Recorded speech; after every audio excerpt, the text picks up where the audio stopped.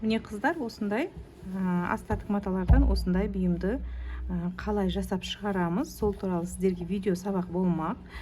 Бұл бізде үйде қолданатын кішкентай чайниктердің астына қоюға арналған подставка ретінде қоюға болады, немесе бізде бұл кастрюльдерде прихватка ретінде үйде қолдансақ та болады.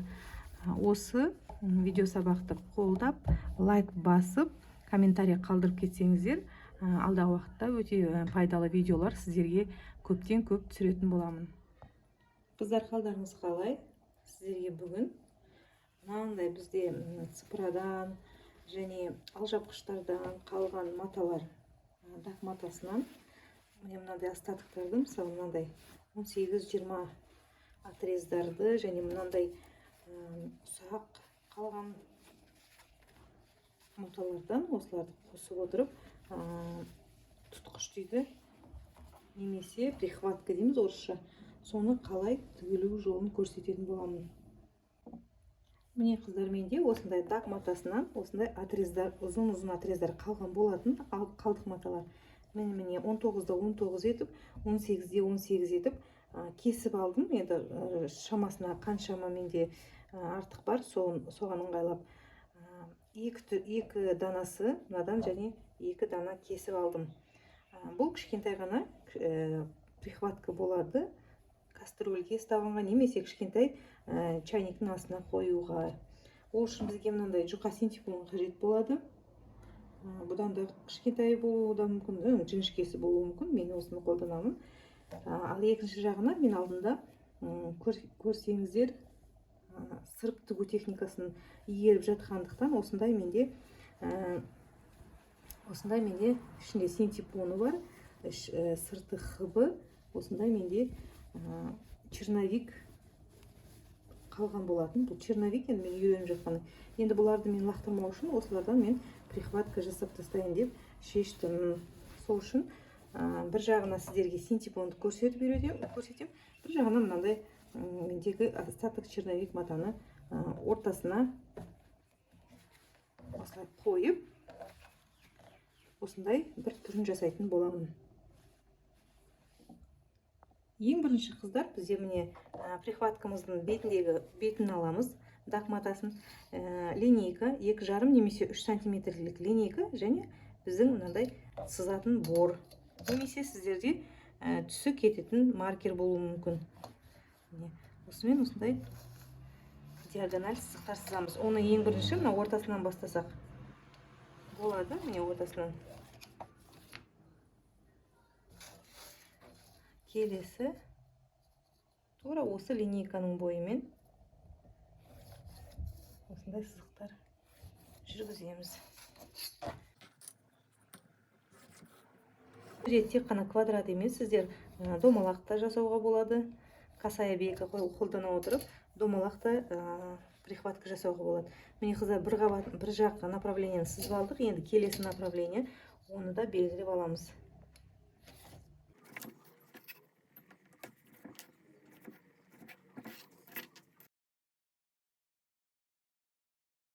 Бұл жерде мысалы мен қызыл түсті де қолдана аламын, және мынадай ақ түсті жіпті де қолдана аламын. Міне қыздар, осылай квадраттар шығарып кесіп алдық. Енді келесі бізде мына астыңғысын қоямыз, үстіне синтепонды қоямыз, барынша дәлдеп отырып, мына үстіңгі міне осылай қойып аламыз. Артық шығып тұрса шығады. Енді осыны бірнеше жерден дәлдеп отырасыз. Ұшына келіп, осылай бірнеше жерден осылай ұстатып алатын боламыз.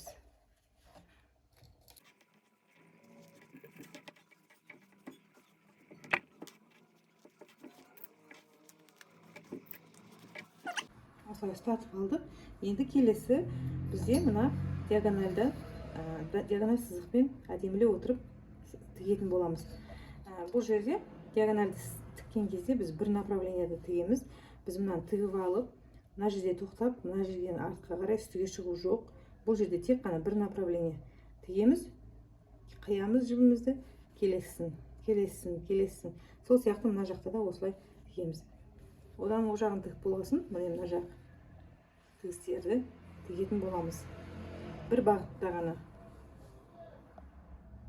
Міне қыздар, біздің жаңағы заготовкамыз барынша мына астыңғы материалмен үстіңгі материалды теңестіріп отырып, осындай біз ортасына синтепонды салдық. Енді жаңа біз сызып алған жерлерден міне ортасынан бастаймыз. Дәл ортасынан тігістің ұзындығын 3 мм-ге қойсаңыздар болады. Сонымен тігіп бастаймыз. Міне қыздар, бүйтіп түзеп отырып, барынша түзеп отырып,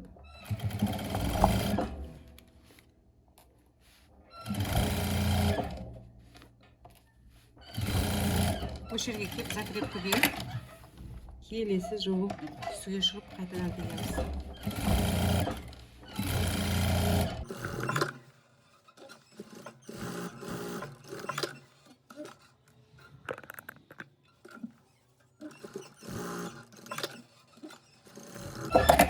Міне қыздар, бір жағын тігіп алдық, енді келесі жағын тігеміз.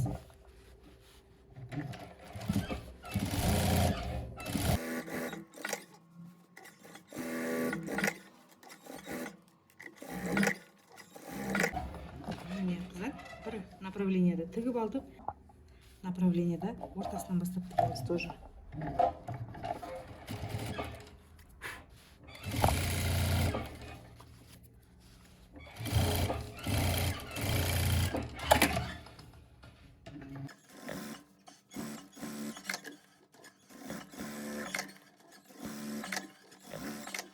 Міне қыздар, енді келесі жағын тігетін боламыз.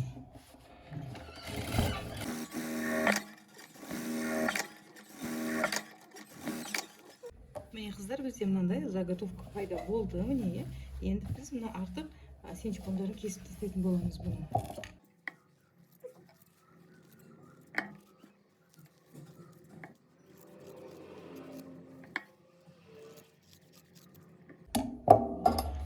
Міне қыздар, артық синтепонды кесіп тастады. Бізде осындай 4 бұрыш шықты. Енді біз мұның шетін окантовочный лентамен 3 см немесе 3,5 см лентаны аламыз. Түстес етіп, ол материал хыбы болғаны дұрыс болады. Немесе өз материалынан да жасап көруге болады. Бірақ мен басқа түстен аламын. Енін 3,5 см етіп кесіп аламыз. Міне қыздар, жаңағы дайын болған тік төртбұрышымызға осындай лентадан бөз матасынан қиып алдым. Менде бұл жерде ені 3 см. Ені 3 немесе 3,5 см етіп алуға болады. Мен 3 см етіп алдым. Қазір осыдан тік көрсетемін. Осындай бізге лента қажет болады. Ұзындығы осы бұйымның 4 жағына жететіндей етіп санап аласыздар. Міне мына жақтан кішкене қалдырамыз. Дәл ортасынан бастасақ, лапканың бойымен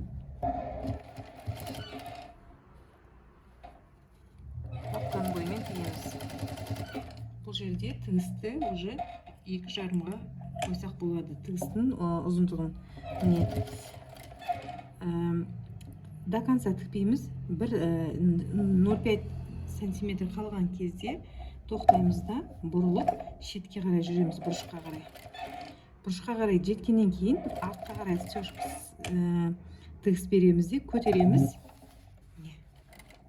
Енді мына лентаны бұлайдан бүктейміз. Міне бүктейміз де, міне осылай.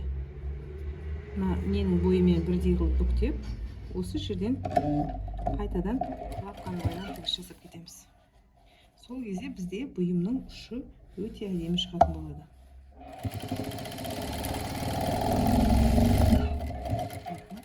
Міне до конца тікпейміз. 0,5 мм қалғанда бұрышқа қарай барамыз, тігісті артқа береміз, қайтадан бұрамыз да осы жерде лентамызды осылай бүктеп мынаның бойына келеміз.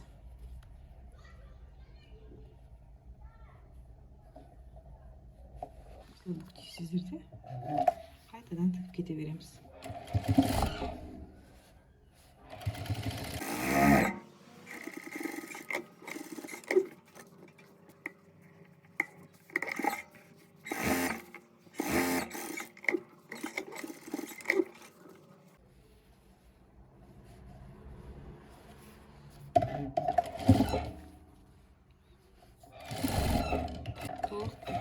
Дәл мынаның жанына дейін тігіп алып келеміз.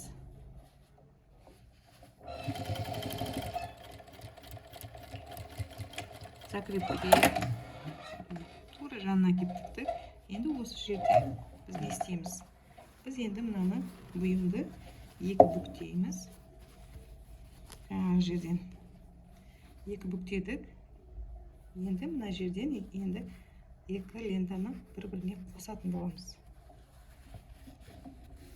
Бұйымды тік кетпейсіз, тек қана мына лентаны өзін ғана тігесіз.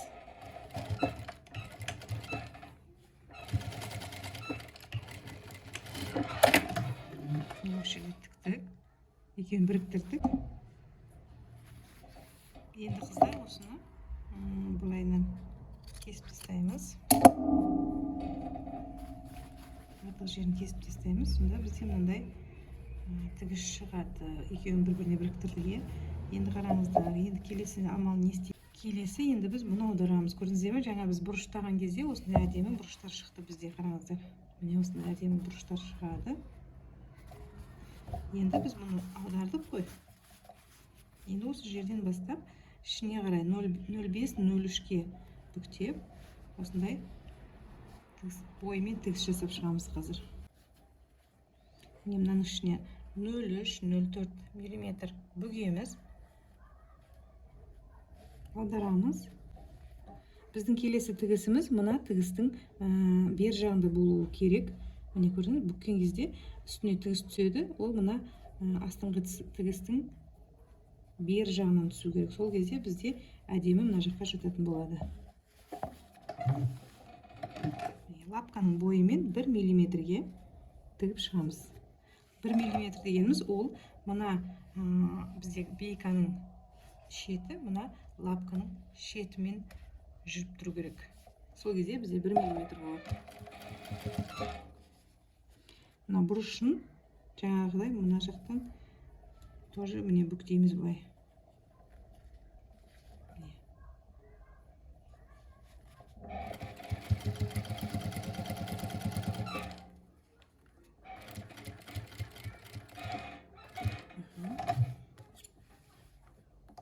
Бүктедік. Енді бұл жақтан да 0,5 немесе 0,3-0,4-ке ыңғайы қалай келеді сіздерге, солай бүктейміз.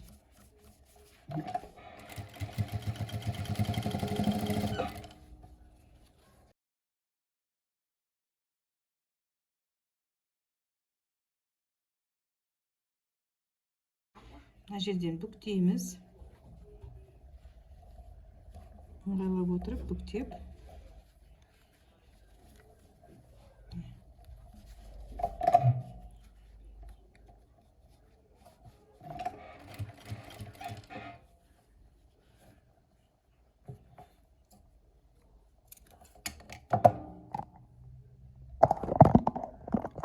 Міне қыздар, жаңағы бастаған жерге келген кезде, жақындап қалған кезде біз мына жерден тігісті тоқтатып осы жерден мына жерге біз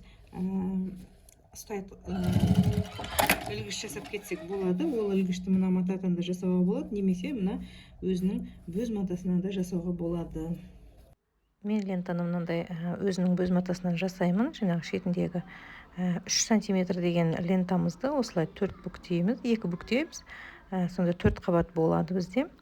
Соны осылай жаңағыдай лентаның бойымен отырып 1 мм-ге тігіс жасап шығаратын боламыз.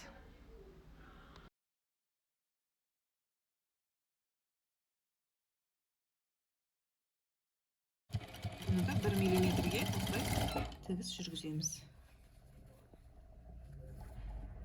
Міне қыздар, жаңағы лентадан 9 см, 10 см, 9 см етіп кесіп аламын. Енді осыны осылай бүктеп,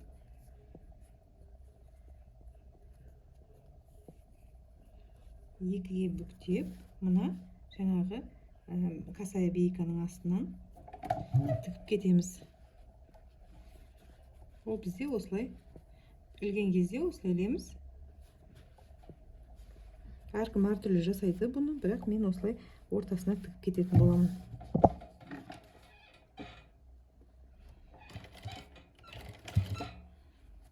Жаңағы біз жеткен жерімізді ішіне қайырып отырып, осы жерде түйістіретін боламыз.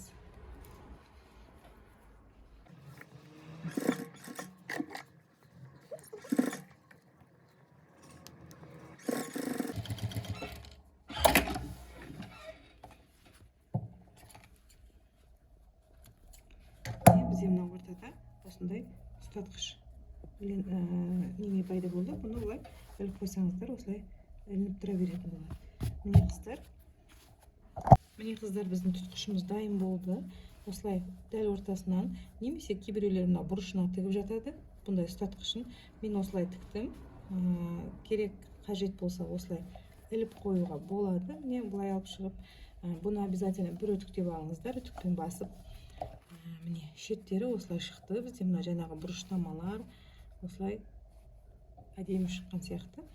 Қыздар, міне осындай сіздерге оңай үйде қолданыста ұстанатын прихватканың дайындалу жолы. Міне қыздар, жаңағы біздің қалдық маталарымыздан осындай әдемі үйде қолданатын прихватка, тұтқыш деп аталады қазақша. Осындай әдемі бұйымдарды тігіп шығаруға болады. Міне мынау көлемін енді өздеріңізде қандай астатық бар. Бұны негізі ұсақ матаны да қосып жасай беруге болады. Өйткені бұл жерде көріп тұрсыздар, стежка тігістері бар. Сондықтан бұл жерде ешқандай ол көрініп кете қоймайды. Сол үшін міне мынандай ұстататын мына жағынан жасалды. Бір жағында міне мынандай шетінен жасалды. Мына жерде мен лентаның енін 3 сантиметр етіп алдым, мына жерде мен 3,5 сантиметр етіп алған едім қыздар. 3,5 сантиметр өте идеально келеді екен. 3 сантиметр аздау болады екен.